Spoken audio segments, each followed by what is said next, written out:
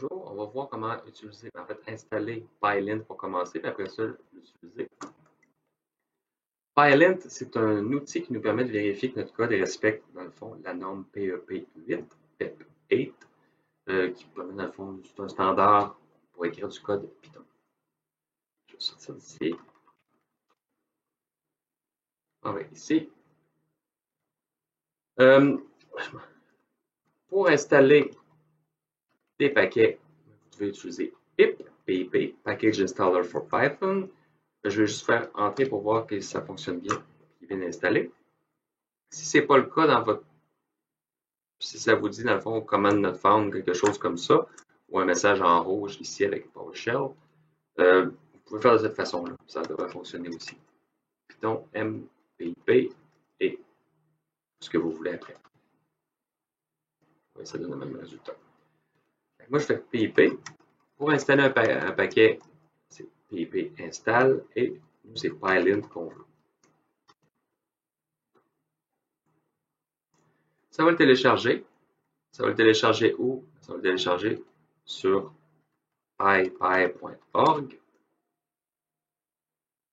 Vous pouvez aller voir ici, c'est quoi l'information.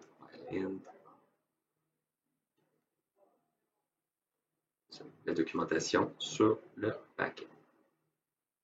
On voit que la commande est ici. Ça ici. Ah, mais il me dit que mon pip n'est pas à jour, ça qu'on peut le mettre à jour en même temps.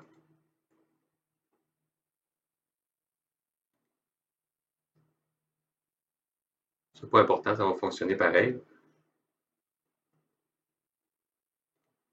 C'est terminé. Si je veux lancer PyLint sur du code, ça va être la version vraiment de base, dans le fond, sans installer rien d'autre.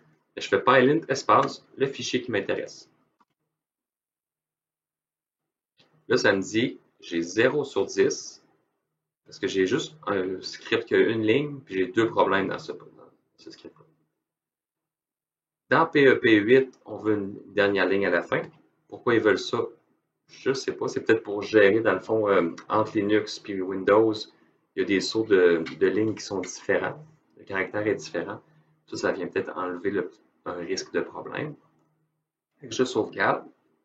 Je fais un saut de ligne. Celle-là, il me reste juste une erreur.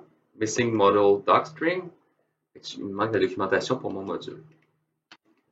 En haut d'un module, absolument, on documente qu'est-ce qu'il y a dans le module, à quoi il sert ce module-là.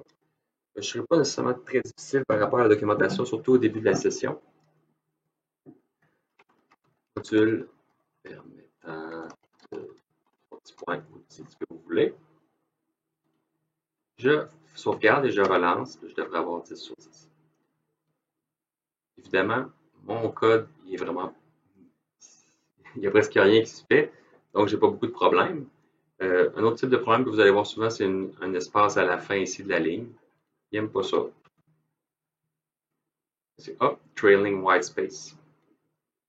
C'est tout en anglais. Si vous avez besoin d'aide, vous me le demanderez.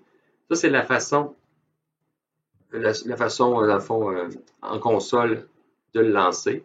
Ça donne un petit score ici. Si on veut que ce soit un petit peu plus interactif, dans le fond, puis pouvoir le voir directement dans notre fichier, CTRL-SHIFT-P, Shift-P, Select, je peux écrire juste linter, ça va vous donner Select Linter, Python Select Linter, je clique dessus. Je descends et je m'en vais chercher PyLint.